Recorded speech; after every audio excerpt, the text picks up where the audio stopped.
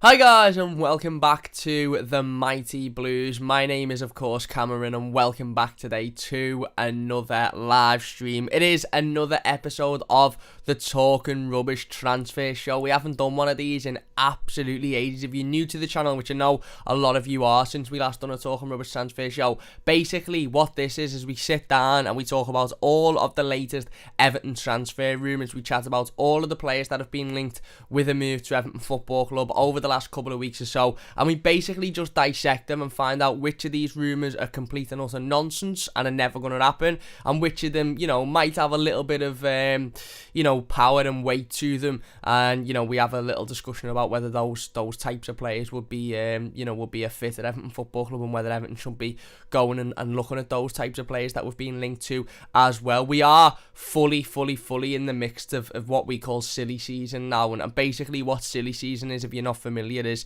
it's that period after the season's ended before the new season starts, during the during the transfer window, where you're just linked with about 452 million players. And I remember last year we were linked with loads of different players. Obviously we ended up bringing in Alan, James, Decore, and the ironic thing was, and obviously Ben Godfrey, and the ironic thing was is that we actually weren't massively linked with Ben Godfrey, and then all of a sudden we just signed them. We weren't massively linked with Alan and Decore, and then all of a sudden we signed them. James we were linked with quite constantly throughout the entire sort of start of the transfer window. So when he come in, that was the only real transfer that we'd been linked with constantly, and then he come in. Whereas the Alan and Decore ones were sort of, we only started to be linked with them when there was solid sources saying that, they're going to sign for Everton. But other than that, you get linked with about 452 million players throughout the course of a transfer window. And basically I thought we'd design a little bit of a show to sit down and just, most of them we just have a laugh about, to be honest, and just dissect them and say this is complete and utter nonsense. Some of them we say, do you know what, I'd like that to be too, because I wouldn't mind that player at Everton. So that is the show. We're going to get into the transfer rumours in a moment. If you're watching live, please do hit that like button. If you are enjoying, don't forget to subscribe as well. We're well on the way now, sorry, should I say, to 4,000 subscribers, only about 80 odd, something like that off. So if you have already subscribed, big thanks, really do appreciate it. If you haven't and you could, it would mean a great deal to me. And if you have and you know anybody else that had enjoyed the videos, any other Blues in your family, any other people that like football, like to get involved in football and discussions, then share the stream, share the channel, share the videos. Let's try and build this community. Let's get as many people in here as possible. It's not just my channel, it's everybody's channel. That's why I do the live stream, so I can talk to people in the live comments and I can read out the live comments, because it's not just my opinion, it's all about everybody's opinion. So anyway, we're going to talk about Max Aarons today. We're going to talk about Wilfried Zaha. We're going to talk about Robin Olsen. We're also going to talk about another right back that potentially could be on Everton's list, or Everton's wish list, should we say, in this summer. And we're also going to talk about a Manchester United goalkeeper as well. We've got loads to get through today, because there have been a few rumours over the last week or so, and I fully expect to be doing a Talking Rubbish Transfer Show at least once a week, because like I said, we do get linked left, right and centre with a load of players. And what I would say as well, by the way, is I've seen a couple of people on Twitter who, we were linked with one certain player, and the responses was, oh my god, Everton haven't changed their recruitment, blah blah blah, Marcel Brands needs sacking, this, that and the other, he's awful, he shouldn't be bringing in these types of players, this, that and the other. And then about 20 minutes later, from another source that it isn't really close to the football club, another journalist come out and linked us with a younger player who'd be a little bit more exciting, and it was like, oh my god, Marcel Brands has changed this recruitment, this is brilliant, this is where we need to go. What I would say is, I'm a firm believer in not believing any transfer rumour until they're stood in Finch Farm wearing an Everton kit doing an interview about how good Everton are. In fact, I'm probably getting to the point where I don't even believe transfer rumours until the player's been at Everton for a week and already picked up his first injury at Finch Farm, because that's typically what happens, isn't it? So Everton, like I said, will be linked with a number of players throughout the course of the next few weeks that we don't want, and we'll probably be linked with a number of players that we do want, but it doesn't mean that any of those rumours and any of those links are actually true. So I'm not going to sit here and judge Marcel Brands or Carlo Ancelotti in this video, because for all I know, every single name I'm about to mention, they might look at and go, we don't want any of them, mate, or they might look at and go, we do want all of them. So it's one of them, isn't it? So anyway, let's get straight into it anyway. I know you're not here to hear about me talking nonsense about the show. You're here to hear about me talking about the latest transfer rumours surrounding Everton Football Club. So firstly, and this is sort of a big one and probably the most realistic, or the rumour that is most true out of all of them I'm about to mention, and that is regarding Max Aarons. Now, Fabrizio Romero put out a tweet last night. It was nothing to do with Everton Football Club. I think it might have been to do with the contract situation of Allegri and a potential return to Juventus, and he was asked in the comments, as is always with Fabrizio Romero tweets, he tweets about things and then loads of people tweet him back in the replies asking for various different transfer news and various different transfer rumours, and somebody had replied to Fabrizio Romero's tweet asking what is the latest on Max Aarons to Everton. Or I think he basically said, or they basically said, Aarons to EFC with a question mark, and Fabrizio Romero replied, no chance. So Fabrizio Romero there implying that Everton have got no chance of signing Norwich right back Max Aarons this summer. Now, this obviously comes a couple of weeks after Fabrizio Romero was asked again about Max Aarons, and he said a couple of weeks ago that Everton were monitoring Max Aarons, but they also had other players basically on that list. They also had other options, they had other targets that they were also looking at, and other clubs were interested in Max Aarons. And I come on the channel in one of the live streams, and I sat here, on that day, I think it was about 2 or 3 weeks ago, and I said I've got no issue with other clubs wanting to sign Max Aarons, because that ultimately means that, if it was just Everton wanting to sign Max Aarons, I'd be a little bit worried, because it'd mean that other clubs had looked at him and gone, he's not worth anywhere near that amount of money. The fact that other clubs are interested in Max Aarons means that, he's obviously a decent player, and he's a player that's, highly wanted. So I had no issue with other clubs being interested in him. And then the second part of the tweet was, along the lines of saying that Everton are looking at other targets, and again, I had no issue with that. If Everton only had Max Aarons as a right-back target, I'd be extremely, extremely worried, and I'd be wanting to knock on Marcel Brands' door and say, you're not doing your job properly, because why are we only targeting one player in a key position? We need a list of about 5, 6, 7, if not more players, and then if Max Aarons is top of your list and he says no, you go down to second, you go down to third. You can't just be putting all of your eggs in one basket. So I had no issue with Fabrizio Romero's tweet 2 or 3 weeks ago when he said that Everton are looking at other options and other teams are interested in Max Aarons. But a lot of people did sort of read that and make up the assumption that meant that because other clubs had come in for Aarons, Everton had gone, oh, well, we can't compete, so we'll walk away and we'll look elsewhere, when I don't really think that was the case. Obviously, this is quite blunt. He come out last night, this was last night, he said this, and said that Everton have got no chance of signing Max Aarons. In fact, he didn't put a statement out, didn't put a tweet out, he just replied to the somebody tweeted him saying Max Aarons to EFC, and he just replied saying no chance.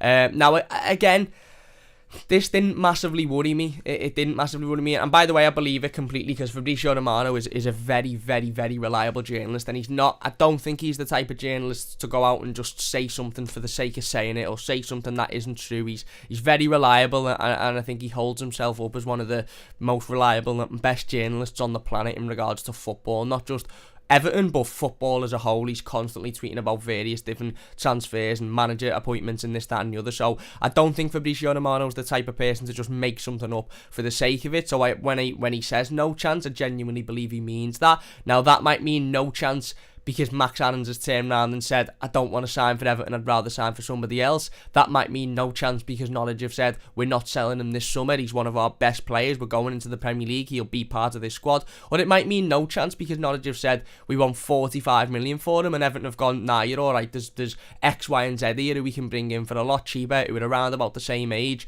who'd come in and do the same, if not a better job, than Max Aarons. And that's why I wasn't massively worried. Look, is it disappointing? Yes, it is disappointing, of course it is, because Max Aarons is one of those players that, you know, we've targeted, or we've been rumoured to be targeting for a long, long time. He's obviously a name that, as fans have spoken about for the last 2 or 3 months or so, as bringing in and being that right back. We all know we're in absolute desperate need of a right back this summer. Seamus Coleman cannot start consistent football next season in the Premier League. Right back is the number one position for me to go out and strengthen and improve on, and Max Aarons was the number one name for that position for a lot of Evertonians for various different reasons. One, because he's played in the Premier League before, the season before last, and he was very good at Norwich. Two, because he's obviously got a relationship with Ben Godfrey already. They're very close, they're close friends.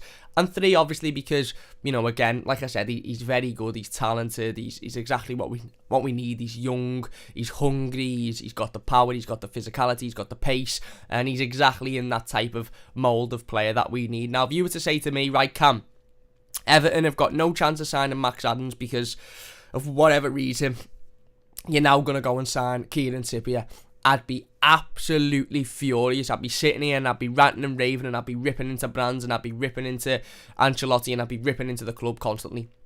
But if you were to sit here and say to me, right, Cam, Everton have got no chance of signing Max Adams, but you have got a chance of signing Ridley Baku from Wolfsburg, or you have got a chance of signing another player who we're going to talk about in a moment, Zeki Celik from Lille, or you might have a chance of signing Ederson, I'd say, do you know what? Yeah, I wouldn't be too unhappy with that. So I wasn't massively surprised when I seen the Max Adams stuff yesterday. I wasn't, to be honest, because I think this. I don't know if this is just the way I see it. Some people might see it different. Some people might say, no, Cam, you know, you're wrong. It's because Everton have, you know, he doesn't want to sign for Everton because of where we finished in the league. Blah blah blah. It could be of various different reasons, but the way I see it is that Everton wanted Max Adams.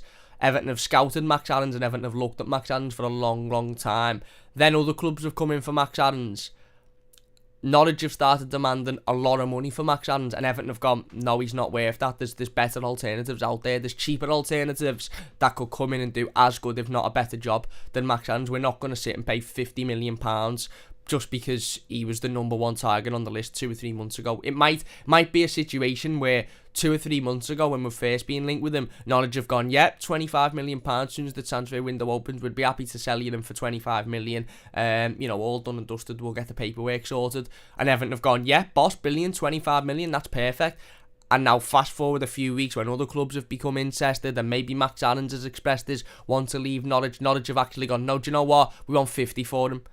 And Everton have gone, no, he's not worth 50. And I don't, like I said, I don't particularly have an issue with that. We can't have our pie and eat it, basically. We can't criticise the club for one thing and then want them to do the complete opposite. And then want them to do that thing in other situations. And by that, what I mean is, you know, Everton, it's like the Josh King situation, isn't it? It's like the Josh King situation. Everton signed Josh King this summer, this January, and he come in on a 6-month contract. Now, I remember when we signed Josh King thinking that's a perfect contract, that, because if he turns out absolutely dog awful, which he has, I mean, he's not been dog awful, but let's be honest, he's not done anything, then he goes in the summer and we've got absolutely no ties to him whatsoever, no problems, he walks in the summer, no issue. Or if he turns out to be absolutely brilliant, then we sign him to a new deal and he stays at the football club. And I remember talking about Josh King in January, and some people were saying, yeah, Cam, what happens if he turns out absolutely perfect and then he signs for someone else in the summer? We should have given him we should have given him a 2-year contract. Imagine if we'd be sitting here now on the 28th of May and Josh King would have signed a 3-year contract in January. We'd all be sitting here now going, we've got a player who's late 20s, going into his early 30s, done absolutely nothing for 6 months, not even in and out, not even in the, you know, the team, not even starting a game because Carlo Ancelotti clearly doesn't fancy him, and now we've got him for another 2-3 years. Why did we give him that contract? So it's a similar situation with with the Adams situation, in terms of that Everton won't be outpriced. Everton won't go out and buy him for the sake of going out and buy him to please us as fans who might want to see Max Adams at Everton. Marcel Brands might be sitting in his seat in his office going, yeah, those Evertonians might want Max Adams, and yes, Max Adams is a good, young, talented player, but he's not as good as Ridley Baku, who I could get for much cheaper now. He's not as good as Ederson, who I could get, who'd come in and do an instant job for us and be a lot cheaper than Max Adams would be. So you have to take these situations with a pinch of salt. You do. Is it disappointing? Of course it is, because Max Adams was one of those names that we've all got excited about for the last few weeks and we've all wanted to see at Everton. I also, by the way, I wouldn't rule out Max Adams signing for Everton. Because Fabrizio Romero has obviously heard something from somebody. He's not just come out and said this off his own back. He's not just come out and said this because he's gone, yeah, I'll wind up a few Evertonians here to get a little bit of a laugh at it. He's obviously heard something from somebody. Now, he might have heard from Everton saying, no, we're not interested in him because he'll cost too much money. He might have heard from Norwich saying, no, we're not going to sell him because he costs too much money. Because he's a key player and we need him next season. Or he might have heard from Max Adams' agent and said, no, Everton have got no chance of signing him because because this, that and the other. And realistically, that's just his agent trying to put his name out there to other clubs, trying to put his name out there to get his fee up, whilst Everton are still firmly in the race. But if his agent comes out and says, yeah, he's going to Everton, it's all tied up, this, that and the other, when it's actually not, that means other clubs will go, oh, we won't bother them because he's obviously going to Everton. Whereas if his agent comes out and says, yeah, he's got no chance of going to Everton, then other clubs will go, actually, yeah, well, maybe we can offer him this bit more, maybe we can offer them, and the agent's probably open Everton will go, no, hang on, we want him, so we'll offer him 5 million more than you'll offer him, or we'll offer him 10 million more than you'll offer him. I don't, again, Leanne says, Fabrizio Romano nailed on the Sancho deal to United last year, so situations can change. Exactly, and it was funny because I seen some people replying to Fabrizio Romano's tweets yesterday saying, oh, you said that Everton were in pole position, Everton were in advanced talks, Everton were, in the driving seat to sign him a couple of weeks ago. Now you're saying there's no chance, oh, you don't know what you're talking about, this, that and the other. Mate, like you've just said, Leanne, situations change, things change. Everton might well have been in the pole position, 3 or 4 weeks ago to sign him. Everton might well have been in advanced talks, but football's a business ultimately, and football is a very, very cutthroat business. We've seen it a number of times throughout the years. I remember when Everton were attempting to sign Sissoko from Newcastle, and he was on the motorway on the way to Finch Farm to sign his contract and complete a medical for Everton Football Club. He then received a phone call from Tottenham, turned his car around, turned his phone off, and never replied to Everton.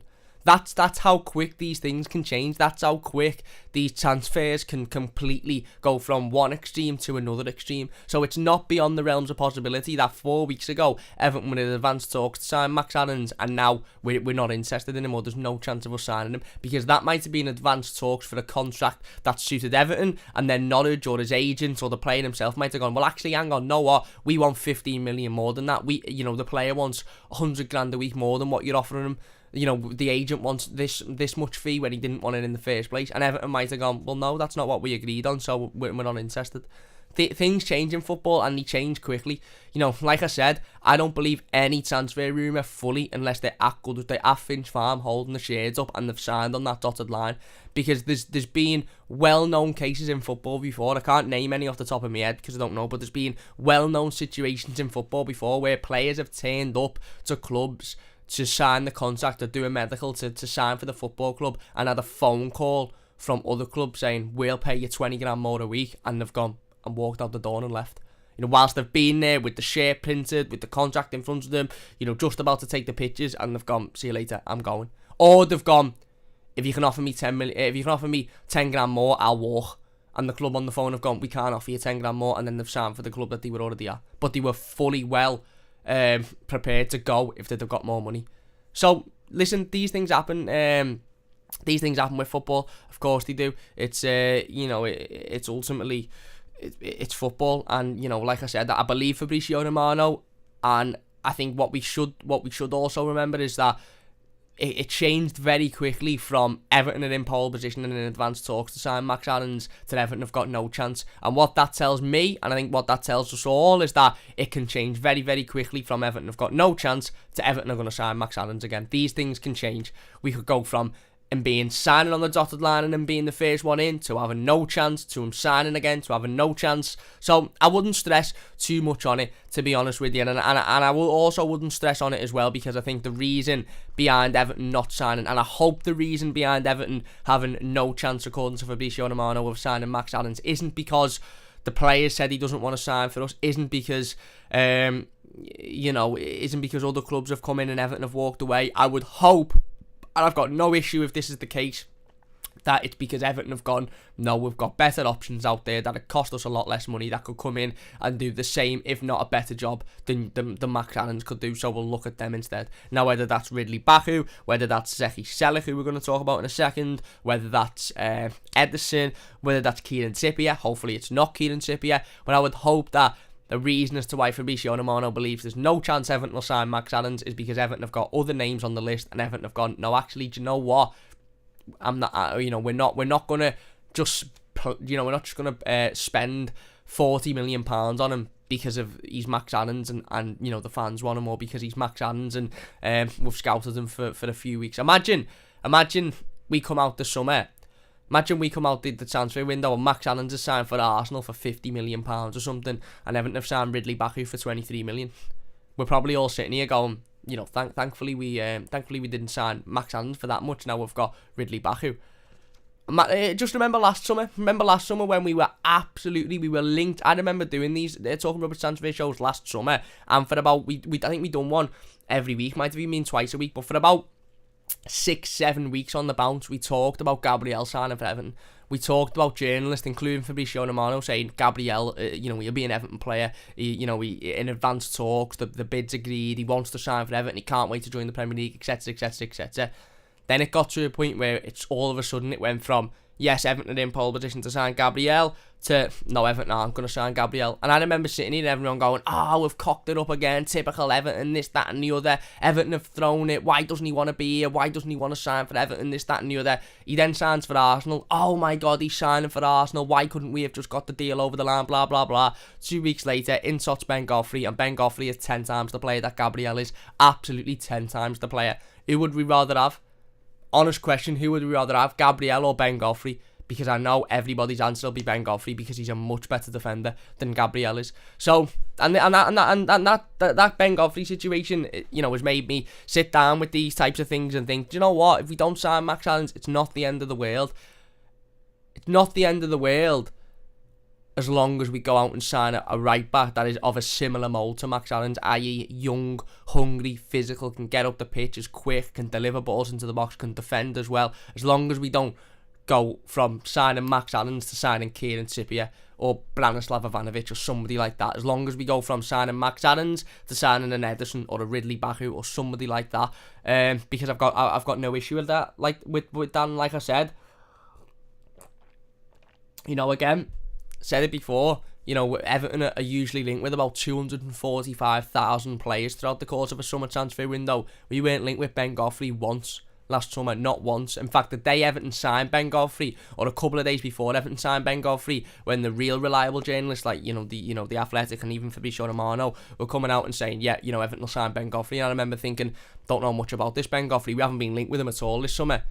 And he's come in and he's been our best signing this season, or last season, should we say now. So, look, listen, that's the latest on Max Adams. The latest is Fabrizio Romano has said that Everton have got no chance of signing him. What I would say is that could change. Of course, it could, in the same way as that it's changed from Everton in advanced talks to sign him to Everton have got no chance. It could change next week to be from Everton having no chance to Everton being in advanced talks to sign him. So, look, I wouldn't be too worried about it. I firmly believe that the reason that Fabrizio Romano believes Everton have got no chance is because Everton have gone, we're not paying that much money for them. We're not paying the money that you want for them. We're not paying the fees that you want for them because we've got somebody else that could come in who's of the same age, similar stature, and can come in and do as good of a job for a lot less money. That's what I would hope the situation is. And I know it's so easy to go, no, what it'll be is Everton have been outpriced and we haven't got any other option, and now, we're going to panic and we're going to end up signing a 45-year-old for £50 million.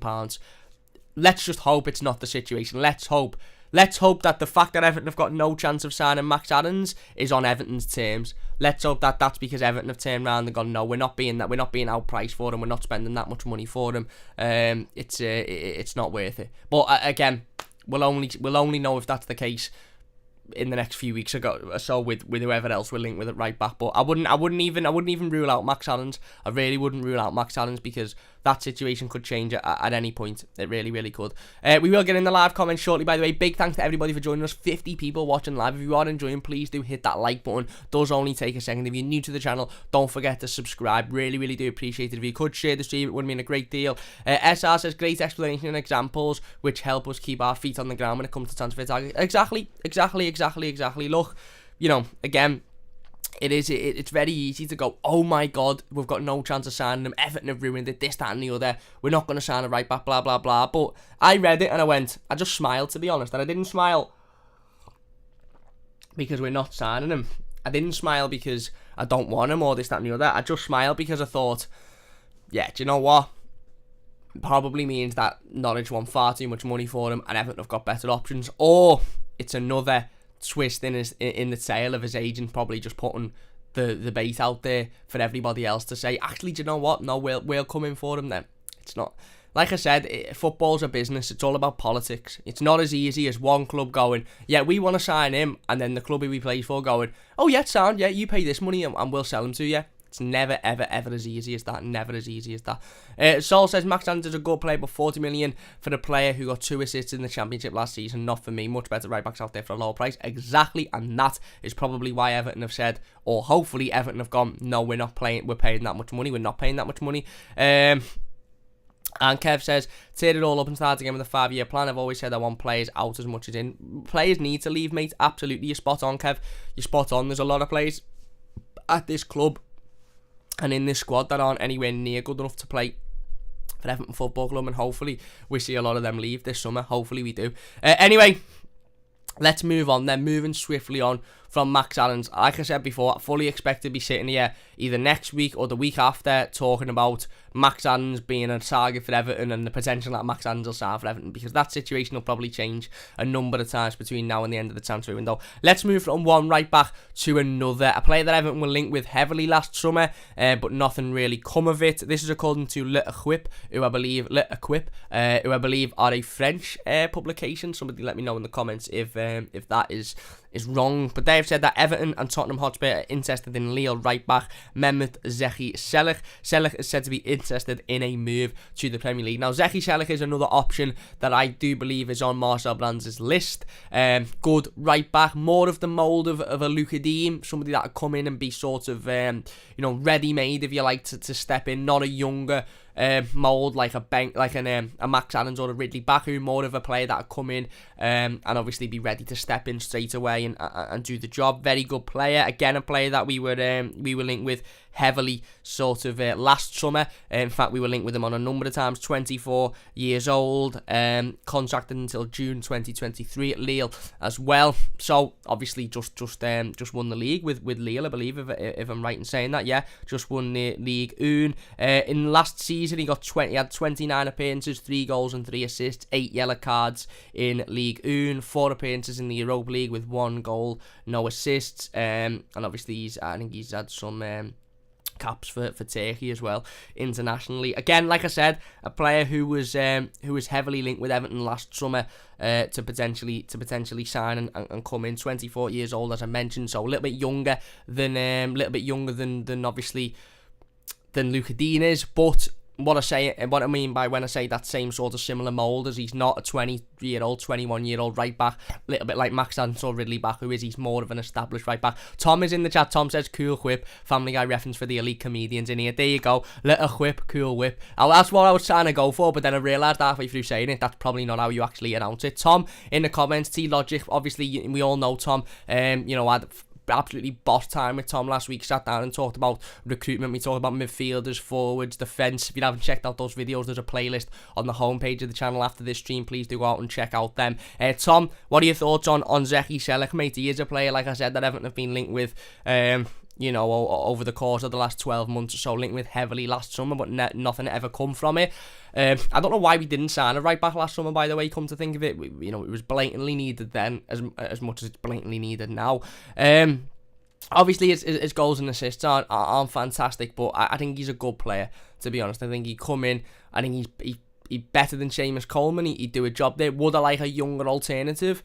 Maybe. Probably, yeah. I probably would, but maybe Zeki Celik could come in and fill that spot for a year or two. Maybe, maybe, and I'm not saying this is realistic or not, but in an ideal dream world, Everton would probably bring in Zeki Celik in the summer and a Ridley Baku and the Max Adams, even though just talked about him, and then Zeki Celik would be the number 1 right back for the next season and a half, and then you'd sort of integrate a Ridley Baku or a Max Adams in and out, so that when Zeki Celik moves on, those, Baku or Anz or whoever it is can come in and take up that space, because that's ultimately what Everton should have been doing. Let's not get it twisted. Everton have massively cocked up. Yeah, massively cocked up. We shouldn't be in a situation where we need to go out and buy a new right back to replace 33-year-old Seamus Coleman. It's a nonsense. What we should be in a situation, or where we should be, is like Leicester are with now. Leicester have just bought Boubacar Samari for £21 million. £21 million is an absolute steal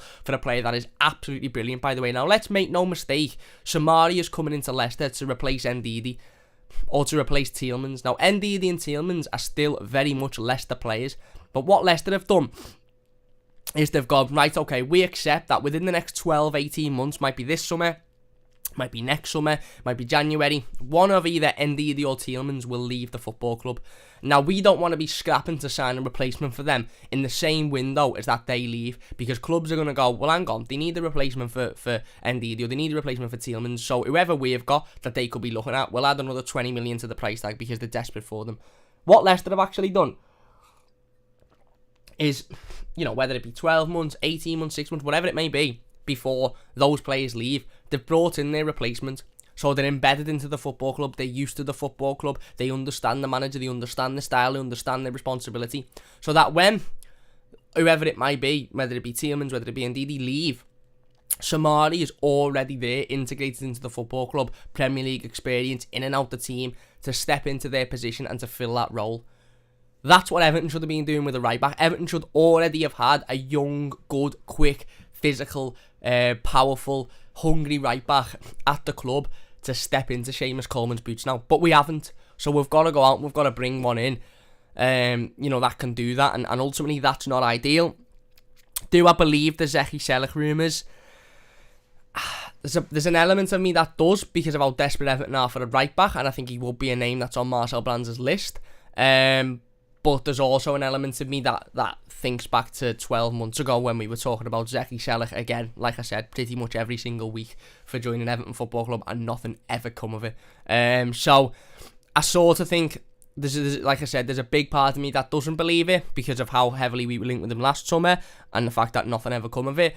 And I think that it screams a little bit to me that his agents is just throwing the name out there. The last bit of that sentence, Zeki Celik is said to be interested in a move to the Premier League, to me basically it basically tells me that his agents are sort of just throwing Everton's name in the hat, maybe Tottenham's name in the hat, and saying, these clubs are interested in him because he wants to move to the Premier League, in the hope that maybe other Premier League clubs come in and say, actually no, we want him, we'll pay this, we'll give you this, we'll give you that for him. So look, would he come in and improve Everton? Yes. Is he the best option? I'd rather Max Aarons, I'd rather Ridley Baku, I'd rather Ederson, but he's a good option. He's a much better option than Kieran Trippier is, put it that way. Like I said, just won the league with Lille as well, so he's a league winner, which will probably add about 15 million on his price tag, something like that. And again, look, coming from Little Quip, who have rumoured and linked Everton with a load of different players over the course of the last 12 months or so. So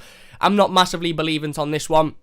The one bit of me that does think there could be some truth in it is the fact that Zeki Celik is, like I said, a known right back across Europe, and Everton are desperately needing a right back. So if Everton have got a list of 10 players, I would probably put money on Zeki Celik being one of them. How close he is to the top of that list, I don't know. But look, I suppose we'll have to wait and see on this one. But in terms of the transfer rumour itself, I'm going to put it in the possibly category. The three categories we have here, we have either possibly, we have complete and utter nonsense. It's actually called complete rubbish, but I'm changing the name for the sake of it. And we have make it happen, which is basically, go out and sign that player. I want it to happen. I'm going to probably put this one in possibly, because like I said, we were linked with him heavily last summer and nothing ever come of it. And we're probably going to be linked with him again this summer heavily, but we're desperately needing a right back this summer, so it wouldn't surprise me if we are interested. T-Logic Tom in the comments says, Celik would demand a transfer. Celik would depend on transfer and wages. If low fee and wages happy, would be a solid improvement on the squad key summer, but in terms of changing long-term strategy, cool whip. There you go. Exactly. He is only 24 years old, so he's not short-termism in the term that Everton are used to, i.e. 27, 28, 29-year-old players, but he's still not a massive long-term solution to what is ultimately a long-term problem. I'm not saying he's specifically a short-term solution, but he's somebody that'll come in, maybe 2 or 3 seasons, 4 seasons, and then you'd be looking to move him on. But if he can come in, perform really well for 2 or 3 seasons, and you then integrate, maybe next summer you bring in a younger right back who can come in and take his place when he goes, then that I wouldn't be too against that. But if you're going to bring in Zeki Celik for 2 or 3 seasons and then say, right, we don't need to bring in a right back now because he's here for 2 or 3 seasons, then again, it's just a complete and utter wrong strategy and wrong way to do it. But there you go. Look, again, if it's low fee, then it's low risk and probably, potentially high reward. He's a good player. He's a solid player. He is a solid player. He's an improvement, a clear improvement on the squad. But again, he's a player that we've been linked with an awful lot of times, and for me, this one just screams of agent trying to throw his name out there to try and potentially get him a move to the Premier League. So listen, we'll have to wait and see on that one. If you're enjoying, by the way, please do hit that like button. It only takes a second. If you're new to the channel, don't forget to subscribe. If you could share the stream, it would mean a great deal to me as well. We will get back into the live comments shortly, by the way. We've got loads of comments, so we will get swiftly into them in a little bit. But let me know your thoughts on Zeki Celik. Would you be happy for him to come in and and be Everton's number 1 right back next summer? Would you be happy for Everton to walk away from Max Allen in order to bring in Zeki Celik? Again, 24 years old, couple of assists, couple of goals last season, but ultimately probably not ideal in regards to some of the other players we've been linked with, but a lot better than some of the other players that we've been linked with as well, i.e. Trippier. Tom Long said Trippier would fill a gap. T-Lodge said Trippier would fill a gap for a year or so, will be okay, but would have to be looking into younger right backs to develop. Yeah, again, like you said, it'd be a short-term solution to a long-term problem. I don't want Kieran Trippier because I think for that year, although he'd fill a gap, he'd cost probably a lot of money and he'd want a high wage. So I'd rather just completely and utterly ignore that and go out and bring in a younger right back. Now that's going to be our right back for the future, or a Celik on a little bit of probably a lot cheaper of a wage and transfer fee, and then bring in a younger right back with Celik to sort of work off of him. But again, there you go, it's my opinion. Anyway, on to the next one. Let us know your thoughts on the Zeki Celik rumours. I'm going to put them in possibly because Everton are desperate for the right back. I would assume that Celik's name is on that list that Marcel Brands and Carlo Ancelotti have constructed. However, I wouldn't be completely certain that he's at the top of that list, to be honest with you.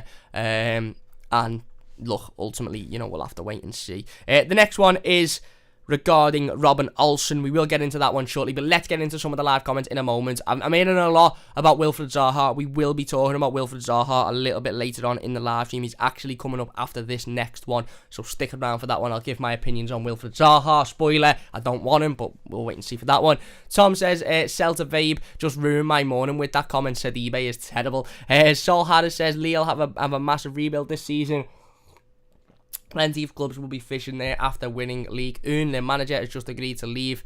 The manager has just agreed to leave for Nice, so Celik will be a decent business. There you go. And he says Kabam to Everton. Chris says Zaha is overrated this season, and last season hasn't been their best player. Yeah, I'd rather Eze, but unfortunately he's picked up quite a nasty injury, which is very unfortunate for him because I think he's a brilliant player. Hopefully he recovers with that one. Kev says Zaha has carried that team, he'll get you off your seat. Well, listen, we're going to talk about him in a moment. Tazio says Zaha too injury prone, we have enough of these players, don't want any more. Jab says let's buy Luckman, he's got pace to burn, under Ancelotti he might get better. I just don't think he's consistent enough, to be honest. I also think there's an attitude issue with Ademola Lookman, if I'm being honest, I do. Jason says Palace are doomed now. The majority of their players are leaving. Celta Vape says Riyad Sidibe this season before they got Europe. Kev says Zaha is my hope. I love that player. Should have just given him what he wanted. 2 or 3 years ago, yeah, I'd have liked Zaha at Everton. I'd have welcomed Zaha. I'd have been very happy. I'd have been excited by Wilfried Zaha being an Everton player 2 or 3 years ago. Now, not so much. Jab says a big problem no one addresses the lack of assists between Richie and Dom. I know the strikers, but strikers work better when they assist each other, and the midfield is awful. You're spot on, mate. You're spot on. I was on Toffee TV yesterday and we spoke about the strikers. I'm not going to give too much up because that video isn't up, and when it is up, please do go and check that out. We spoke about the strikers, and what we found out was Dominic Calvert-Lewin and Richarlison together on average have 5 shots a game. 5 shots a game together is absolutely shocking for strikers. Absolutely shocking. Dom should be having double that himself. And that's where we need to improve, and that's where them two need to improve. And look, we are going to talk more about the season review segments haven't ended, by the way. We're going to sit down next week. We're going to talk about James Rodriguez. We're going to talk about Dominic Calvert-Lewin as well. We're going to talk about Richarlison. We're going to talk about the season as a whole again and how Everton need to improve. But obviously, we'll integrate these transfer videos in between because I know people like them, and I like talking about them, to be honest, because it's always interesting to get in the nitty-gritty of the players Everton have been linked with. Tazu says Adam's not worth 30 million. We need to spend big on a winner. I think it means and cheaper right back for European League. There you go. Chris says can't see Zaha ever leaving Crystal Palace personally. He's linked with an exit every summer. He is. Robert says Celik is like Sidibe for me, average pace. Fair enough. Chris says, morning up, you're well. I'm good, thanks, mate. Hope you're doing well yourself. Ian says, I was underwhelmed last time I watched Adams under 23s. He looked an average player at best. Kev, there you go. Kev says, the Euros coming up, prices will go ridiculous. Yeah, they will. They absolutely will. SR says, I think we're all baffled why we didn't buy a right back last season. 100% we would have finished in Europe, but we made that investment and it was a real weak point this season. Yeah, spot on. Had we made that investment? Yeah, spot on, mate. I couldn't disagree. Robert says, buy Saint Maximum, get people off their seats. I like him. I do like him. We haven't been linked with him, obviously, but I like him. But I just think he's a little bit inconsistent. Kev says, I also thought years ago of trying to turn Balassi into a wing back like Victor Moses. There you go. Balassi will probably leave Everton in the summer. He's a nice fella, Balassi. I like Balassi. He's a nice fella. He's not the future of Everton, but he's a nice fella. Sol says Aljaria from Reading would be a great midfield option this season. I reckon young, athletic, plenty of goals and assists this season. Everton's recruitment has been brilliant in English lower leagues. It has historically. We haven't done enough of it recently. We saw last summer who was our best signing this season. Ben Godfrey, where did he come from? The Championship. I know not just been relegated, but he still come from the Championship. Also, Abdoulaye Doucouré did. We just haven't done enough of that recently, which I think is unfortunate. Kev says we read that one out before. Jason says that's him, Leanne. Kev says Josh King is the most disturbing signing Everton have ever made. There you go. Leanne says Odin Wingy. Jason says you had that guy who drove himself to QPR. It was Odin Wingy. That. Hamek says I love and hate the transfer window, but I don't believe anything until it's on the Everton website. Yeah, spot on, mate. Spot on. Leanne says can't rule it out. Kev, Carlo is our manager. Kev says I said it in the last team. It's going to be hard to sign top draw players. It will. But that's where Marcel Brands and Carlo Ancelotti make their money, isn't it? And Saul says, remember when Leroy Fair was minutes away from signing and then failed his medical? Exactly. Like I said, players can be, on their way to the training ground to sign a contract and then turn around and change their mind. These things happen. So the fact that Everton have gone from being in pole position to sign Adams to no chance doesn't surprise me whatsoever. And like I said, it wouldn't surprise me if next week we're back in pole position to sign him. It really, really wouldn't.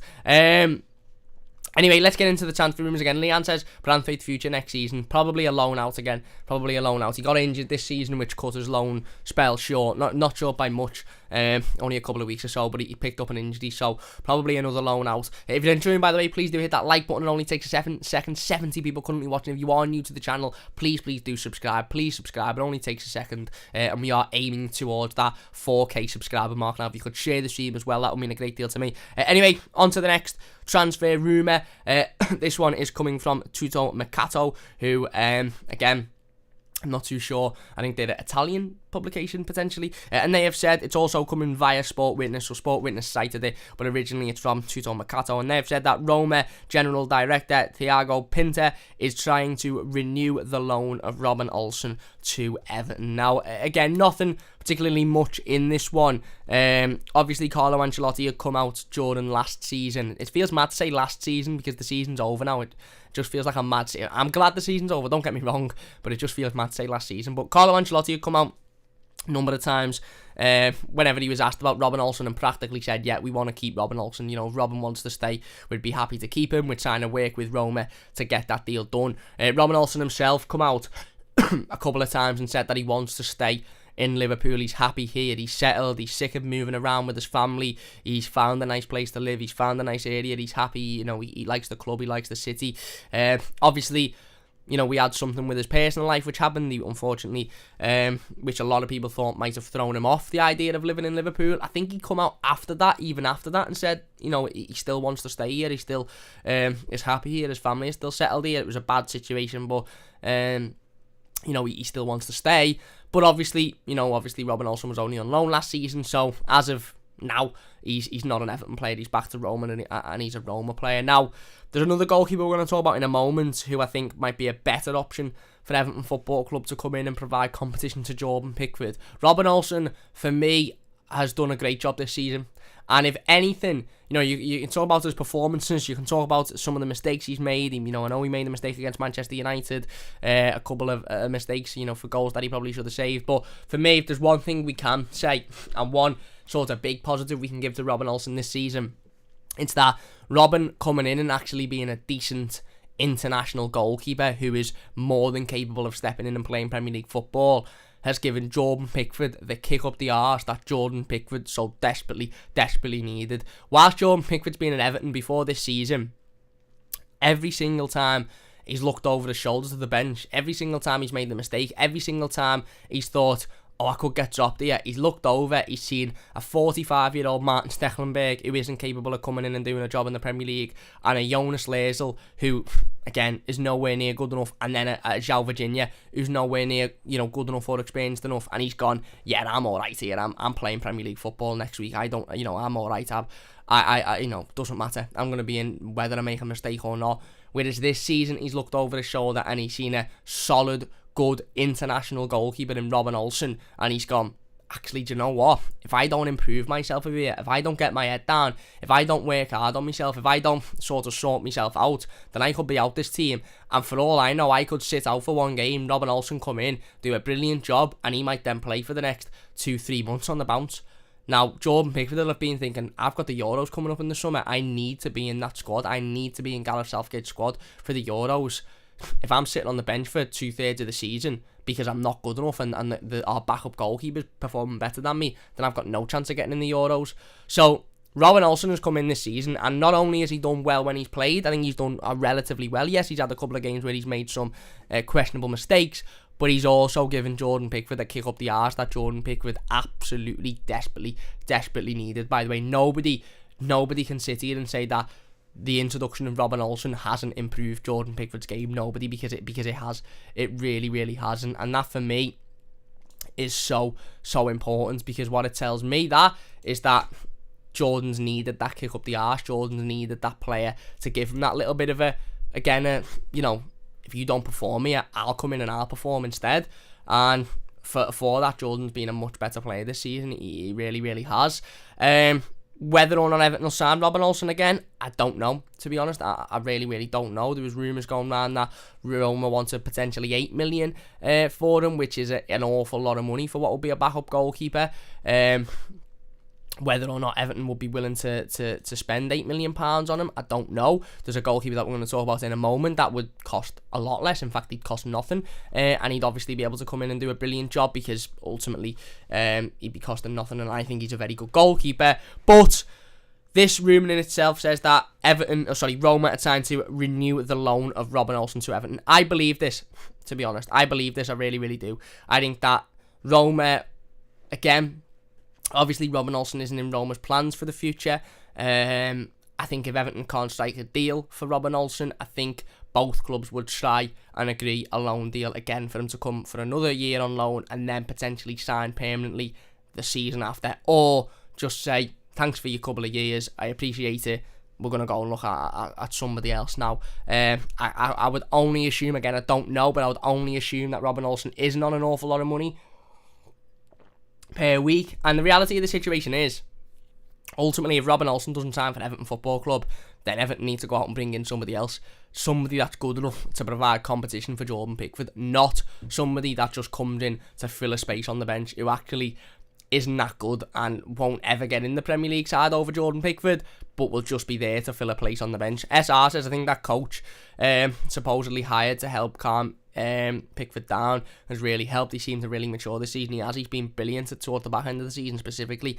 But I also think Robin Olsen coming in and providing that competition, that healthy competition, that bit of a kick up the arse has helped Jordan massively. I really, really do. So, look, again, do I believe this one? There's a little bit of me that does. To be honest with you. Obviously, it's coming from Tuto Mercato, who aren't necessarily the most reliable source in the world. They are, a source that, again, had linked Everton with 45 billion different players over the last 12 months or so. But I wouldn't be surprised if Everton are actively trying to bring Robin Olsen back into the football club because he's settled here. He's done a good job. He knows the club. He knows the players. He knows the team. He knows the manager. And I think Carlo Ancelotti trusts Robin Olsen to do the job that he wants him to do. He mightn't trust him to be a number one goalkeeper, but he trusts him to do whatever he wanted them to come in and do, whether that was give Jordan Pickford competition, whether that was be able to step in every now and then and put in a relatively decent performance, whatever that was. I think Carlo Ancelotti trusts Robin Olsen to do that. So we'll have to wait and see on that one. But the latest of that is Tuto Mercato are reporting that Roma General Director Thiago Pinto is trying to renew the loan of Robin Olsen to Everton. Interesting that it's renewing the loan and not him signing on a permanent, because all of the, whenever Carlo Ancelotti talked about Robin Olsen throughout the season, it was always that we're trying to bring him on a permanent. We want to bring him in on a permanent. We want to sign him fully. Now it's gone from that to, we're trying to renew the loan. We want him to come in on a loan, on another loan deal, which again is very, very interesting. But there you go. Next up is one of the transfer rumours that I think a lot of people have been waiting for me to talk about, and one that, again, I don't understand. I do understand, but I don't understand as well at the same time. And this is coming from Goal. Again, I don't know. You can figure out yourselves whether you believe Goal is a reliable source or not for transfer rumours. But they have said that Everton and Tottenham Hotspur are both said to be interested in Crystal Palace winger Wilfried Zaha. He has currently got 2 years left on his contract, and Crystal Palace value him at around £40 million. He's 28 years old. I believe he got 11 goals last season. Let me just double check that. Which would mean that he obviously has had a much better season, other than Calvert-Lewin and Richarlison. He's had a much better season than any of our, sort of forward players. There you go, 30 games, 11 goals and 2 assists this season, or last season, the season before he played 38 games, only 4 goals and 3 assists. So he's improved drastically from the season before. He's actually had his best season goal-wise for a long, long time, since prior to 2014-15 season. To be honest with you, he scored 10 goals in 18-19, 11 goals last season in 2021, 2 assists. He got 5 assists in 18-19, so he got a few more assists. But look, again, as I said, listen, Wilfried Zaha's goal tally is it was very good last season. It was 11 goals, obviously is much better than, other than Dominic Calvert-Lewin, than any Everton player managed to put in. I know Richarlison usually hits more than that, but obviously he had a bad season. But when you look at Wilfried Zaha and look at the inconsistencies of him, so in the last 5 seasons, he had played 35 games in 2016-17, 7 goals, 9 assists. He played 29 games in 17-18, 9 goals, 3 assists. He played 34 games in 18-19, 10 goals, 5 assists. He played 38 games in 19-20, 4 goals, 3 assists. And he played 30 games last season in 2021, 11 goals, 2 assists. So there's not really consistent numbers there. Would he come in and provide more goals than what we've currently got? Yes, he would. Would he come in and do a better job than Alex Iwobi? Yes, he would. I honestly believe that I'd go in and do a better job than Alex Iwobi at the moment. Does that mean that Everton should spend £40 million on a 28-year-old player? For me, no, it doesn't. I really firmly do believe that the ship has sailed with Wilfried Zaha. In fact, I believe the ship has sailed and it's already at the destination as to where it was heading, and there's no way it's coming back ever again. 2 or 3 years ago, I'd have been happy with Wilfried Zaha. I'd have been happy for Everton to sign him. I'd have really liked him. I think he'd have come in, he'd have done a really good job for us. He'd have been exactly what we need. He'd have been that extra flair. I even said, I think it was the season we signed Iwobi, when we were heavily linked with Wilfried Zaha. I said Wilfried Zaha could be the difference between Everton being a mid-table Premier League team and a European challenging team. And I believed that at that time. I did. That was the season after. I think he'd scored. I think it was the season after he'd scored 10 goals and got 5 assists or whatever it was, and you were sort of thinking this, again, he was 25 years old, 26 years old at that time, prime of his career. He was going to come in and he was ultimately going to improve Everton drastically. He then had an awful season the season after, 4 goals and 3 assists. We were linked with him again last summer, and he were talking about, again, with Crystal Palace, we're talking about wanting 80 million for him that summer, that we were massively interested in him, and for as good as he had been, and 10 goals was a good return for him. And again, he could have been the difference between us playing in us playing in the Europa League and us not playing in the Europa League. But for £80 million, it was ridiculous back then. Crystal Palace then wanted, again, I think 50 million or something for him last summer, after he'd scored 4 goals and 3 assists in the season after. Now imagine Everton had spent £80 million on him in the 2018-19 season. And then in 19-20, he'd have scored 4 goals and 3 assists for £80 million. We think, look at how much we talk about Alex Iwobi and how much he cost and how much of a waste of money he might have turned out to be. Imagine we'd have spent 80 million on Wilfried Zaha to score 4 goals and 3 assists in a season. We'd have been absolutely, raging. We really, really would. And then obviously again, we're being linked with him again this summer. 11 goals, to be fair, and a few assists is a good return. It is a good return. I'm not saying it's not. But for a 28-year-old player, 29 in November, again, rumours there suggesting Palace are wanting over £40 million for him. Maybe this is just my opinion, but I don't want Everton to go anywhere near Wilfried Zaha. I really, really don't. I firmly believe that ship has sailed. I do. Would he come in and would he be better than what we've got? Yes, he would. Of course he would, because he's scored 10 more goals than Alex Iwobi has scored this season. He wouldn't be better than Richarlison, even though Richarlison has scored less this season. He wouldn't be better than Richarlison. He really wouldn't. Because I firmly believe Richarlison will go out and score 15, 16 next season. I do. And obviously, he wouldn't be better than Dom. Dom's got a much better goal record than him. Dom is a striker, to be fair. But for £40 million, what you'd have to ask yourself is, for £40 million, could Everton get a younger, cheaper, quicker, less injury prone, more energetic, more fire in his belly than Wilfried Zaha? And I honestly believe we could get 2. £20 million each. I think we could get 2 better players with a better goal conversion rate, who are more effective for the team as a whole than Wilfried Zaha is.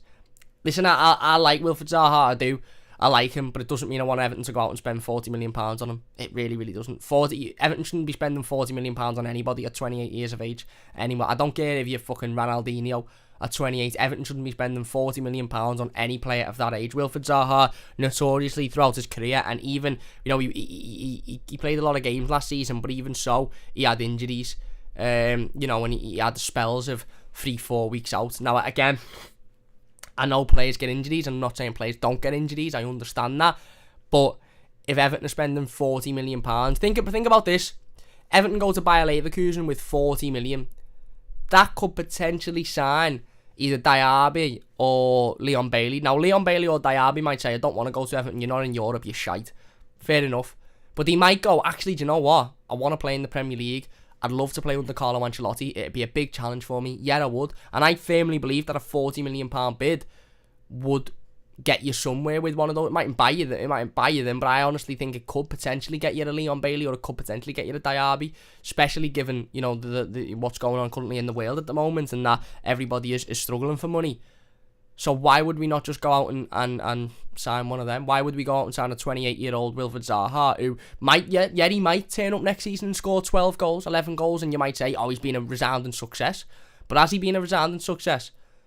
For £40 million at 28. Put it this way, and I'm going to be honest here, this is my honest belief, and look, people might come down, Palace fans might, come onto this stream in 2 years' time and have a little laugh at me, but put it this way, I honestly think you won't get more than one more season from Wilfried Zaha where he's hitting numbers like that. You won't, He might score 10, 11 again next season. The season after, he'll be 30 years old. He probably have struggled with more injuries. He might have lost a yard of pace. You won't get anywhere near those numbers in 2 seasons. So should Everton really be spending £40 million on a player, paying him over 100 grand a week for not even a guarantee of one decent season, for the potential of one decent season? Because let's not forget, Wilfried Zaha could turn up next season, Everton spend 40 million on him, and him score 3 goals and get 3 assists like he did season before last.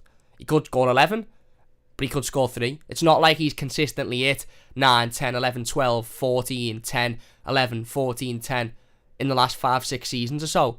He hasn't. He's gone from 5 to 10 to 2, to 3 to 6 at times to 11 to... It's that inconsistency. And that inconsistency is exactly what Everton do not need. We sat here on Tuesday and spoke about the player ratings for the entire season, and spoke about how we can't have players that are inconsistent because it gives us inconsistent results, and it ultimately makes us a mid-table side. We cannot have those inconsistencies. Michael Kean is a perfect example of this. Perfect example. Is Michael Kean a good centre-half? Yes, he is a good centre-half, he is. But the problem with Michael Kean is you don't get... Look, compare Michael Kean to Ben Godfrey. Ben Godfrey, every single game, will have at least a 7 out of 10. Some games he might drop to a 6. Some games he might rise to a 9, 10. But more often than not, every single game he'll be solid. He'll have a 7 out of 10. Michael Kean, on a Thursday, he might play and have a 10 out of 10. And on a Sunday, he might play and be a 2 out of 10. The week after, he might be a 9 out of 10. And then the game after that, he might be a 3 out of 10. You can't have that inconsistency, because that inconsistency in players ultimately affects the results and the performances on the pitch. And if you've got inconsistency in results and performances, you won't finish any higher than mid-table. And that's exactly what Everton have seen this season, or last season just gone. Everton have sort of team that 1 week turn up and win brilliantly, and the next week lose awfully, and the next week turn up and win brilliantly, and the week after that lose awfully.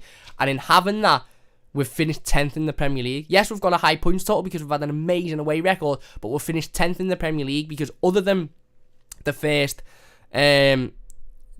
few weeks of the season and a little period in December, we have never had, we hadn't had last season a period where we were consistent and we won game in, game out, whatever you want to say. Look at them lot across the park, and I hate talking about them, but look at them. They had a shocking period at the start of the year. Awfully, couldn't buy a point. They were dreadful at home. They were losing every week. But they went from having a decent start to having an awful middle to having a decent end. And what they did in the last 8-9 weeks of the season is they won every one of their games, or they made sure they didn't drop any points. And that is why they finished 3rd in the Premier League. Because it's okay having a... I said this the other day in the season review. Yesterday I said it. It's okay having a bad period in the season. You can get away with having 4 or 5 weeks where you're absolutely dreadful, as long as after that you have 5-6 weeks where you're absolutely brilliant. You can't get away with 1 week being great, the next week being shite, the next week being great, the next week being poor, the next week being great, the next week being alright. You can't get away with that, because that inconsistency will ultimately see you finishing bang mid-table, exactly like it saw Everton finishing. And Wilfried Zaha is a good player, and on his day, he's a fantastic player, and he's a game changer, but how many times does he have on his day? And nobody can sit here in the comments and guarantee me that Wilfried Zaha will score 10, 11 goals next season. You can't do that. You can't. 28 years old, 29 years old in November, £40 million, steer well away from me. Well away. We could sign much better younger alternatives for a lot cheaper. It would come in and be more consistent, and mightn't be as big of a profile, or mightn't be as technically good, but will have the potential and will have the promise to be as good, if not probably better, than what Wilfried Zaha is. And you work with them, you build them up. Younger players that come in and ultimately can improve the squad for the longer term.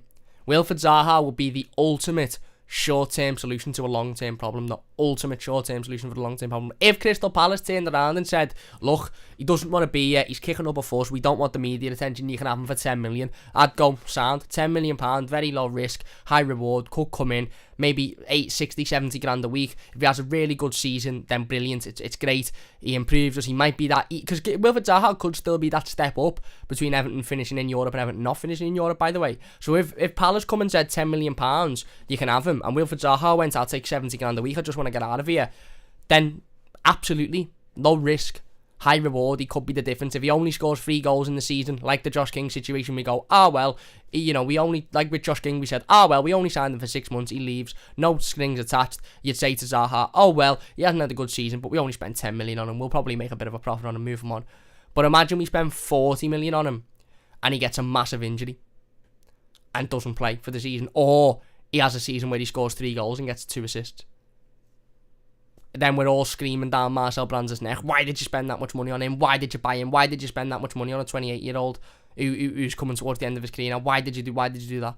So for me, I'd stay firmly away from Wilfried Zaha at this price. And hopefully Everton aren't interested in Wilfried Zaha. Hopefully they're not.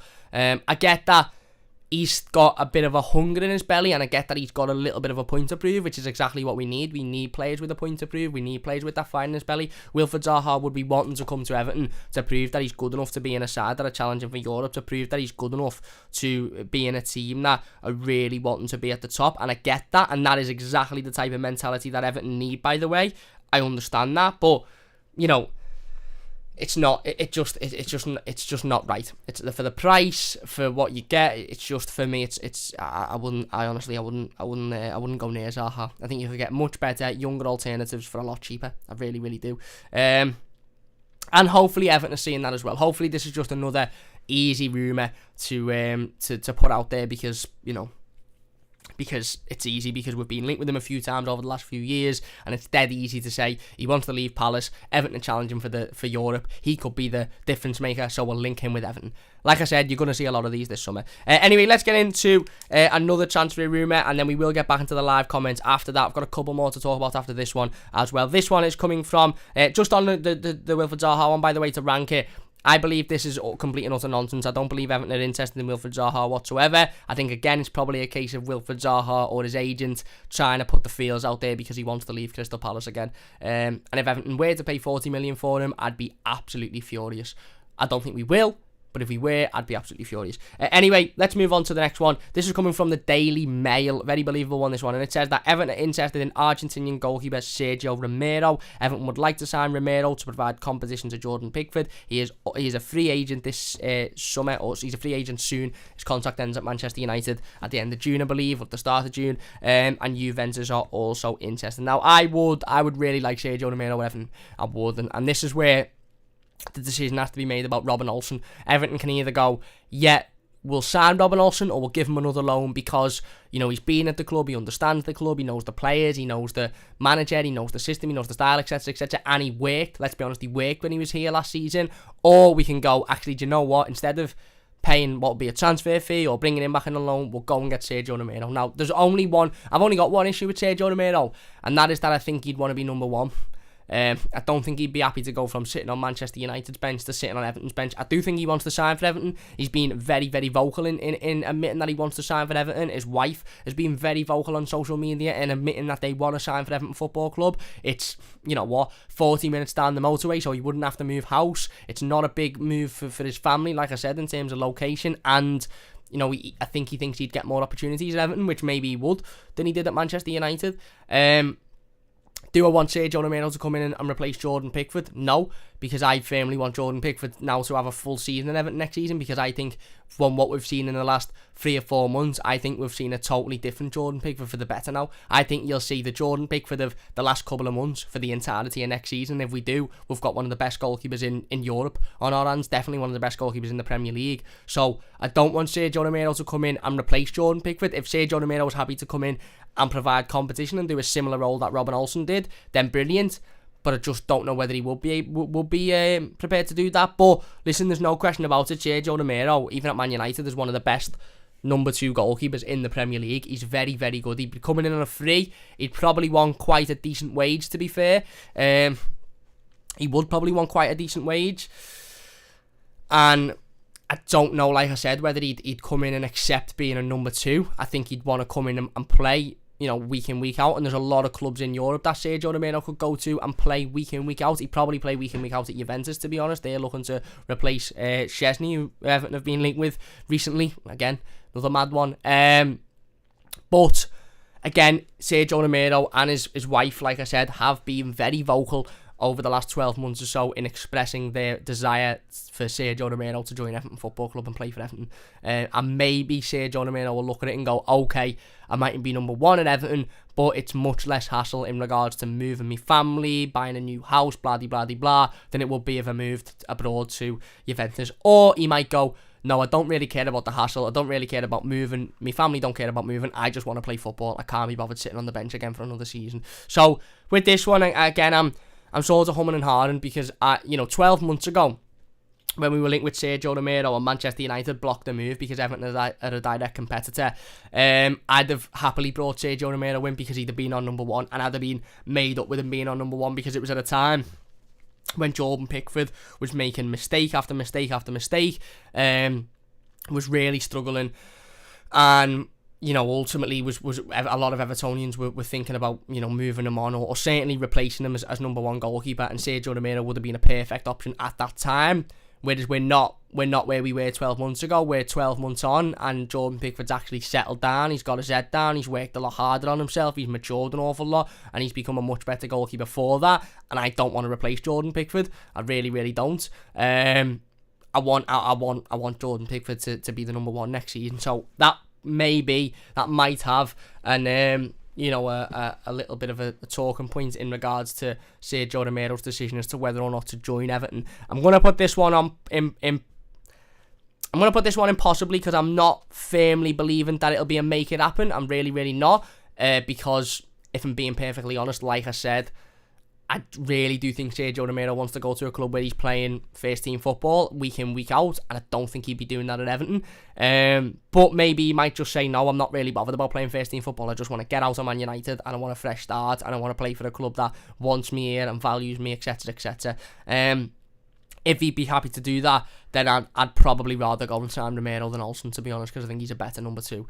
I like Robin Olsen and he's settled in the club and this, that and the other, but I think Romero will provide even better competition to Jordan Pickford. But again, I suppose that'd be up to the player, and if I'm being honest, me deep down thought would be that Sergio Romero wouldn't want to come to Everton now because he knows that his opportunity to come to Everton last summer when he'd have been number one is gone, and now that Jordan Pickford's had a very good couple of months, he ultimately he wouldn't be the number one, and that's probably changed his mind. But again, we'll have to wait and see on that one. Let me know your thoughts on that one in the comment section down below. I'm lashing that one in, possibly. Let's get into some of the comments then. We have got a couple more rumours to talk about before we finish up. Loads of comments. Really, really do appreciate it, mate. Honestly, means a massive, massive amount to me. If you're enjoying it, please do hit that like button. 75 people watching. Could we possibly get it to 100 before the end of the stream? Maybe. I don't know, but a big, big thanks if you are watching and you are enjoying. Please do hit that like button. It only takes a second. If you're new to the channel, don't forget to subscribe. We're flying towards 4,000 subscribers now, so if you could subscribe, it would mean a great deal.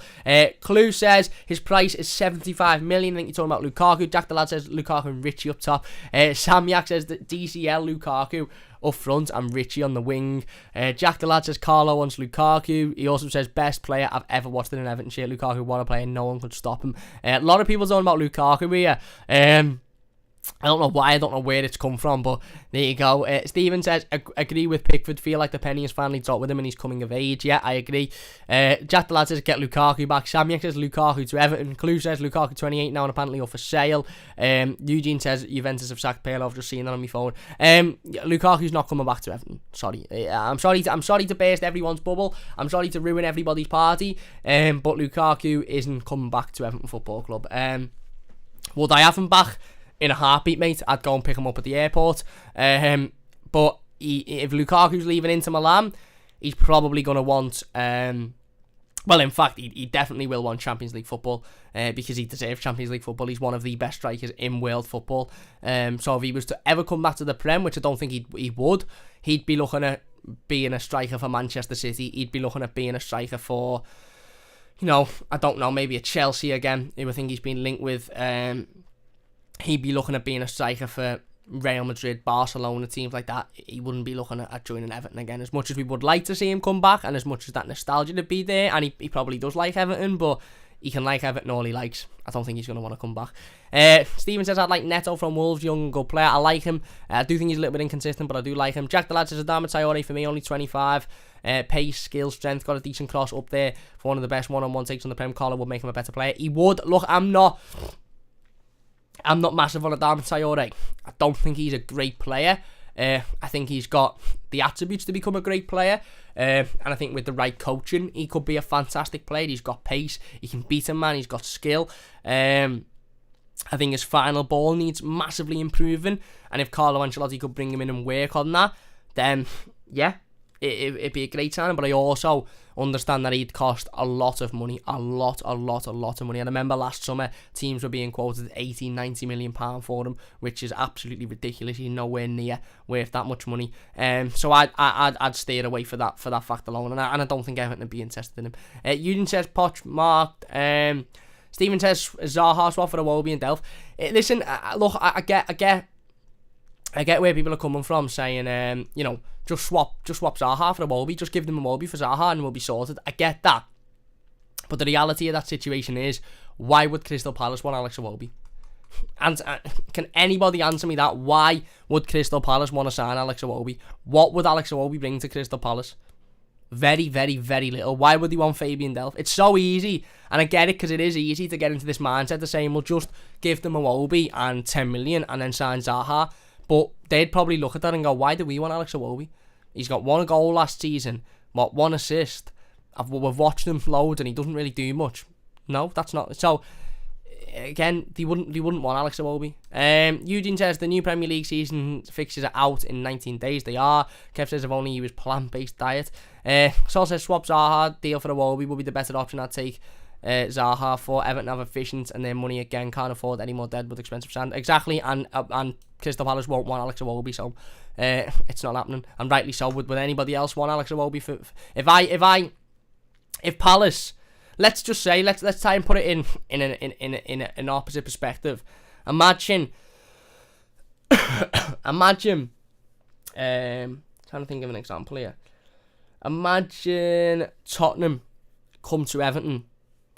No, I can't think of any bad players at these clubs. My mind's gone blank. Imagine Burnley come to Everton and said, you give us Calvert-Lewin and we'll give you Chris Wood. Why? Why would we want to do that? What would be the point? Why would we do that? There'd be no point whatsoever. So, yeah. Willie says, I have to agree with you about Zaha, not worth that kind of money for his age. Everton should be going for younger players. Exactly, mate. Danboy says, I know he's injured, but we shouldn't be after Zaha, we should be after Eze. Listen, if Eze hadn't picked up that injury, I'd be straight after him, mate. I think he'd be absolutely brilliant. I think he's a fantastic young player, loads of energy, loads of quality, ability to become a fantastic player in the future as well. I really, really like Eze and I'd love him at Everton. Kev says, didn't know he was 28, I thought he was about 25, 26. No. Danboy says, I'm glad we're not after Aarons. He will be 35 million at least. Emerson, Celik and Baku, all better players and available for less. I agree. Jab says I'd pick Richie. Chatlad says if we were playing one up top, who are you guys picking, Richie or DCL? Calvert-Lewin. Calvert-Lewin and Richarlison on one of the wings. Yeah. Damien says, should Ellis Sims be given a chance after this season's loan spell? No. He should be loaned out to the Championship and see if he can do it at the Championship, because he's been brilliant at League One, 8 and 9 goals, whatever it was this season. But League One to the Premier League is an unbelievably big step up. League One to the Championship is an unbelievably big step up as well. So loan him out to the Championship and see if he can do it there, and then after discussion, season after this upcoming one. Damien also says, I think we need to look at younger, hungrier players, coming up players, instead of these big names. The big names are getting to the point where they're past it. We need to recruit smarter. Exactly. SR says, I think that, we read that one out. Jack Lad says 100% Lukaku over Dom. Dom only really brings us attacking threat, crosses, never seen it. Listen, Lukaku's a better striker than Dominic Calvert-Lewin. There's no question about it. Nobody's going to argue with that. But Dominic Calvert-Lewin has got the potential and the promise to be, I'm not going to say as good as Lukaku or better than Lukaku, but he's got the promise and the potential to be up there with that level of player. And Damien says Zaha is an improvement on what we have. Now we got 13 goals and 6 assists last season, more than what we have. It is more than what we have, and I understand that, but it's also it's not that great for the money that we're being quoted for him, let's be honest. Yeah, and Kev says, why would Romero come to be a number 2 or stay at a number on United and be a number 2? Exactly. And Sammy says, don't mind me, I'm just an Indian Evertonian fan. Sorry, Indian Everton fan daydreaming about Lukaku with Everton again. Yeah, listen, mate, we all We all daydream about that, don't we? We all daydream about that. Clue says apparently Lukaku said he's got unfinished business at Everton. I've not seen that, mate. If he has said that, please do link me to wherever he said that, because I haven't seen it, and I would be very happy to see that. Let's put it this way. Anyway, a couple of more rumours to get into before we finish up. We will get in the comments again before we finish up. If you are enjoying, please do hit that like button. Only takes a second. If you're new, don't forget to subscribe. The next rumour is coming from Le Equip again, and they have stated that PSG are trying to reduce the transfer fee for Moise Kean. PSG is said to be trying to lower the fee to around 25 to 30 million. Kean wants to stay at PSG. No surprise here. Moise Kean come out last week, I think, after his final game at PSG at home, Parc de Paris is the stadium called. I think it's called Parc de Paris, and put out an Instagram post saying thank you for all your support this season, blah de blah de blah. Hopefully I'll see you again next season. So Moise Kean not making it, making it very obvious that he wants to join PSG on a permanent deal. No surprises there, really. Just pretty much put in writing what we all sort of known, and what we've all sort of known he's felt for a long time anyway. Listen, the simple situation is with this for me is the ball's in Everton's court. If PSG don't want to spend the money, if PSG don't want to pay the money that Everton want, then Moise Kean doesn't go to PSG. He comes back to Everton in the summer, and he becomes an Everton player. Carlo Ancelotti said it himself. He said if PSG want him, we have to talk, and they have to offer us the right amount of money, or he joins Everton next summer. He rejoins Everton next summer, and that's it. That's it. Don't be bullied by PSG. PSG have got a lot of money, a lot of money, even in these turbulent times where everyone's struggling, and I get that. PSG have still got an awful lot of money, a sickening amount of money. So don't be bullied by PSG for saying, oh no, we only want to spend 25. Everton, put it this way, Everton shouldn't be offering Everton shouldn't be offering less than what we paid for Moise Kean, and we paid, I think, 28 million, something like that, for him. Everton shouldn't be offering anywhere near that amount of money, or shouldn't be accepting anywhere near that amount of money from PSG for him, because he's 20 years old, I think 21 years old. He's scored, 14, 15 goals at PSG this season. He's had a great season. They clearly want him. Leonardo, who is, I believe, the director of football at PSG, wants him. So, and I've seen a couple of people saying, does the situation with Pochettino, if he joins Spurs, does that affect it? I don't think it does, because Leonardo wants him, and he's the director of football. So, no matter what happens with Pochettino, I think, PSG will want to sign Moise Kean anyway. And maybe, I said a few weeks back, didn't I want 70, 80 million for him. Maybe that's a little bit unrealistic. But I think 45 million is realistic. I do. I think 45 million is a realistic price tag. Bring him in, and then we can spend then. Because Everton are going to really struggle to spend any real money without the Moise Kean money, because of financial fair play and all of that sort of stuff. So 45 million, shake their hands and go on. Don't let them, because if they keep doing this, if Everton say, yeah, all right, we'll take 25, 30 million euro. 25 million euro is about 22 million pounds. That's less than what we bought him for. And he's gone there and had a great season.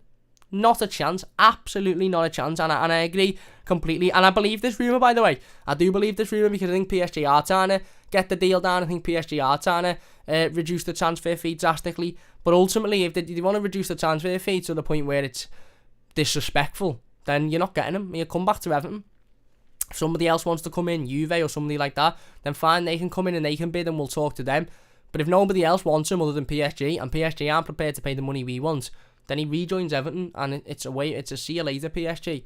You had your chance, you didn't take it, ta-ra. And that's the situation with Moise Kean. It's as simple as that for me. Moise Kean will leave Everton this summer. I really do believe Moise Kean will leave Everton this summer. And I've got no big issue with that whatsoever. But as long as it's for the right money, and we don't just get, otherwise PSG will probably go, yeah, we'll give you 15 for him. Nonsense, mate. Absolute nonsense. So Everton needs to stand their ground with PSG. We need to stand our ground, and we need to say, no, if you want him, pay the money for him. We want 45 million euro. Pay it or don't pay it. If you don't pay it, he rejoins Everton, and that's it. If you do pay it, you can have him. Don't just go, yeah, we need to sell him, so we'll take 20. Because that, it's nothing for a player of his age and for the season that he's had. So yeah, look, for me, that 25, 30 million price tag is an absolute nonsense. It's a nonsense, and we should be sticking to our guns, and demanding a fee. And if we demand a certain fee, then we should stick to that. Whether it's 40, 45, 35, whatever it is, we should stick to that. Don't go any lower than it. But in terms of the rumour itself, I do firmly believe Moise Kean will be a PSG player next season. I do. Reese gutted about Aaron's. Again, I'm not too bothered, to be honest. Listen, it's disappointing because he'd have been a great signing, but he might still sign for Everton. I wouldn't be massively put off by Fabrizio Romero saying no chance he could. Next week there might be a chance. Next week it might be advanced talks again. Stephen says Iwobi could be a good player in the right team. I agree with that. I do. Sammy says there are rumours linking Ancelotti to Real Madrid. It cannot be true, can it? There is rumours linking Ancelotti to Real Madrid, and don't be surprised if Real Madrid come in for Ancelotti in the summer. But Ancelotti already said in his press conference last week that he wants to stay at Everton, he's happy at Everton, and he wants to continue. Jack the Lad says if it's cash and swap deal, Palace would accept the Iwobi.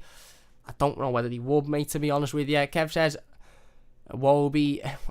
Kev also says I've seen Lineker playing. I hope younger viewers get to see that type of player at EFC. Be great, wouldn't it, mate? Jack the Lad says DCL lazy, therefore rather Richie up top. Richarlison, you can tell he runs. Richie puts tackles in for the shirt. DCL plays for his own records. Don't want a lazy tackle at Everton. I don't agree with that, mate. I like Richie. I do agree with Richie sort of fighting and battling, and he's a very physical player, Richarlison, and I want to talk about Richarlison next week. We've got loads of brilliant streams coming up, by the way, so if you haven't already, please do subscribe. Next week we're going to talk about James Rodriguez and how and why he's had a good season in Everton. We're going to talk about Richarlison and how he can improve and why he dipped off a little bit. We're going to talk more about transfers. We've got loads of good streams coming up next week, by the way, so please do subscribe if you haven't already. Tune in for those. If you're new to the channel, share the channels, leave this stream a like if you're enjoying it as well. 2 likes away from 50. If we could hit 50 before we finish up, that would mean an exceptional amount to me as well. Steven says tell PSG to piss off and pay the 40 million and add-ons. Kev says 55. Jab says Moise Kean 16 goals in all competitions, must be worth 60 at least. Another thing, the French never sells cheap players. Steven says if you do sell Kean for 25, I'd sack Brands on the spot, minimum 40 million. Yeah, it will be a disaster. Jack the Lad says Kean's proved he's a top striker in the best competition, Champions League. Proves it's this shite team. All of them getting on his back. He's living the life now. Listen, he's playing next to Mbappe and Neymar. I reckon I'd look good playing next to Mbappe and Neymar. And that's no disrespect to Moise Kean. It's just how good of a level those players are at. Sammy X says swap Moise Kean with Icardi. Ian says I thought financial fair play was getting the elbow.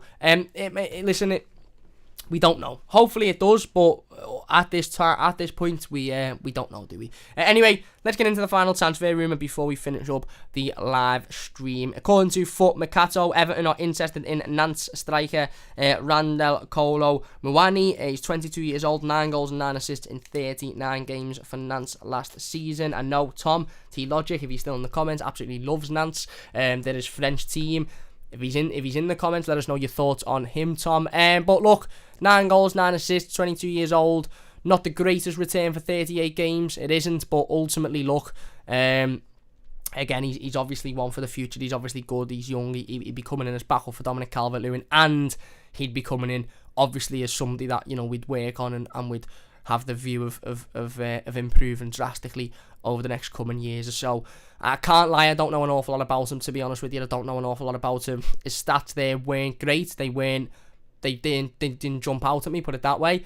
But look, ultimately, if he's going to come in, it'd be a relatively cheap deal, hopefully. And he could come in and offer us some decent backup. Then 9 goals and 9 assists for a backup striker is actually really good, isn't it? Let's be honest, because that's more than Richarlison got, and he played the entire season. So if he's going to come in as a backup striker, then I'd probably be happy with that. Obviously, an out number 9, then no, but he's not going to come in and replace Dominic Calvert-Lewin. So for the right deal, I'd probably make that one happen, to be honest. But I can't say I know an awful lot about the player. I'd have to go out and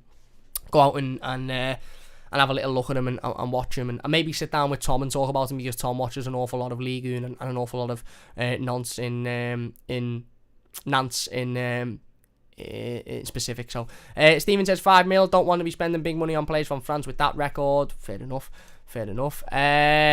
Let's go right to the top of the comments, and loads of comments. They just hit 50 likes as well, so a massive thank you. We'll get into some of the comments before we do finish up. Lenny says, alright Cam, alright. Lenny Jason says, hi Cam mate, hi mate. SR says, morning, we should go all in for Aaron. Imagine him linking up with Godfrey again. Yeah, look, we'll have to wait and see what happens with the Aaron situation, won't we? Joe Blackler says, morning Cam, first time I've watched live in ages, couldn't listen in work. Great way to start the day. Keep up the good content coming. Nice to see you on Toffee TV too. Nice one, Joe. Really appreciate that, mate. Thank you very much. Thanks for getting involved in the live. And yeah, really appreciate the kind words, mate. Honestly, it means a lot to me. Forgotten Where the Movie says, hi Cam, what you make of Zaha? Hi mate. Just said I'd stay well away for that much money. Even though he would improve Everton, let's be honest, I think me Nan could improve Everton on the wing. Chris says, morning Cam, morning mate. Joe says, not Zaha again, should have moved years ago, he's not worth our time now.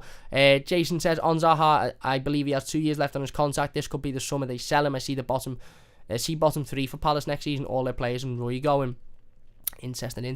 Tom says, honestly, wouldn't flip over Aarons. There's much better and cheaper options out there. Yeah, I agree. Chris says, it shouldn't be just about us signing Zaha. It's whether Palace would sell him because he's so important to them staying in the Prem. I think they'll sell this season. Palace know that this is the last summer that they'd get a really, Spencer, you just called the team. That's how you pronounce it, Nance. That's how you pronounce it, Nance. But listen, my pronunciation's bad. What was I saying then? I think this is the season that they will sell Zaha. 2 years left on his contract, 28 years old. By the time his contract comes to being renewed, he's probably at that age where they don't really want to renew it. He will go for free. So I think this is the summer that they'd sell him. I think you'll see Wilfried Zaha leave Palace this summer, I do. Jedi says, Everton should get Pedro Neto from Wolves. We said that one before. Jason says, looks like Leeds have started talks with Pereira. Liverpool have wrapped the player up. We're always so slow. Again, look, we don't know, do we? We don't know where Everton are with players. You know, Everton, again, it wouldn't surprise me if Everton don't sign anybody until the last week of the window. It wouldn't. Hopefully that's not the case, by the way. That'd be ridiculous. But it wouldn't surprise me if Everton turn up next week and we've wrapped up a player next week. You never know, do you? I'd rather get the right players in later on in the window than the wrong players in at the start of the window. Lenny says, shame we couldn't get Aarons. Hopefully we find someone better. Leanne says, Aarons have been scouted by Barcelona and Arsenal for 2 years. Everton would have had to act quick and pay more. Here you go. Damien says, morning Cam, mate. On it early today, lad. Thank you very much, mate. Yeah, we were on it bright and early. Lenny says, we don't need to rush for players. It takes time and we'll eventually bring players in over the next few weeks and months, but I understand why fans are getting impatient. Chris says, looking around the leagues, there doesn't seem that many good right backs about. Maybe we should start developing a 3 at the back system for the future. And Leanne says, if you knew Brands would have changed his policy on not signing players over 28, would you have signed Meunier when you had the chance? I don't know, to be honest. I don't know.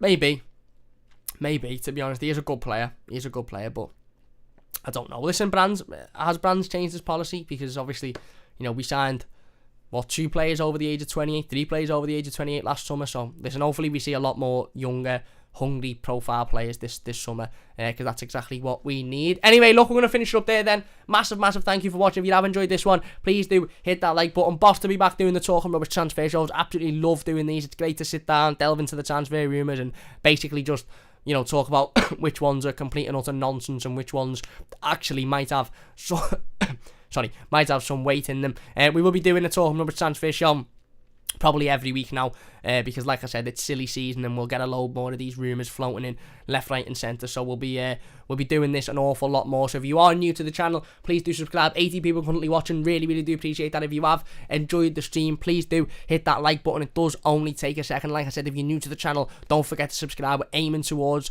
that 4,000 subscriber mark now, so if you could hit that subscribe button, it would mean a fantastic amount to me. A big thank you to everybody for watching. I really do appreciate it. We'll be back on Tuesday, a few days off. We'll be back on Tuesday with another live stream. We're going to be talking about James Rodriguez on Tuesday and why I believe he's been a resounding success for Everton this season, even given the injuries. I want to talk in depth about James and just really find out where everybody's head's at on him, because I think he's had a good season, and I think 26 games he's played is what ultimately we should have expected him to play given his previous injury issue. So join us for that one. That'll be live about 9:30 on Tuesday morning, so please do join us for that one. Like I said this morning, me and Tom T-Logic 1991 sat down last week and spoke about recruitment. We spoke about the types of players that Everton should be bringing in. We spoke about the defence, the midfield and the attack. Those 3 videos are in a playlist on the homepage of the channel. You can scroll down. I think the playlist's called Everton Summer Recruitment 2021, something like that, and the 3 videos are in there. A couple of hours worth of content there for you to watch. Tom goes through. Tom is a recruitment analysis. I think that's how you say it. Yeah, I think that's his official term. If he's in the comments, he'll let me know his official term.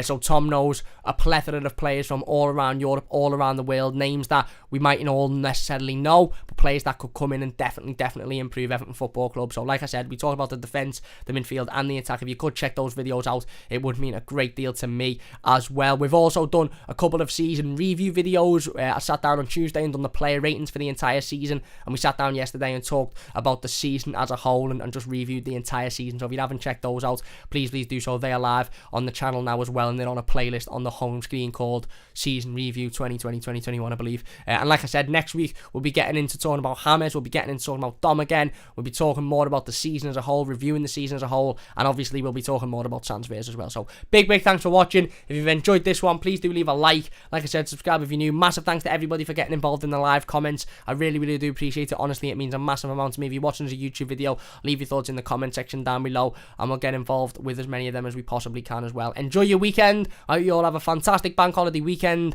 Whatever you're doing, whatever you're getting up to, be safe.